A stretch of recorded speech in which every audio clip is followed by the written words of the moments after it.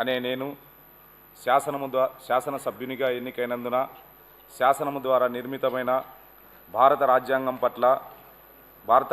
పట్ల విశ్వాసం విధేయత చూపుతానని, భారతదేశ సార్వభౌమాధికారాన్ని సమగ్రతను కాపాడతానని, నేను స్వీకరించబోయే కర్తవ్యాన్ని శ్రద్ధాశక్తులతో నిర్వహిస్తానని దైవ సాక్షిగా ప్రమాణం చేస్తున్నాను.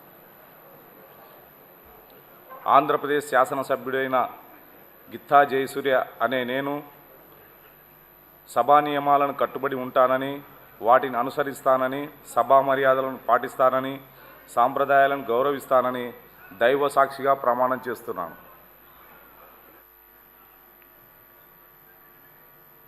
శ్రీ జయసూర్య ప్రకాష్ రెడ్డి కోట్ల.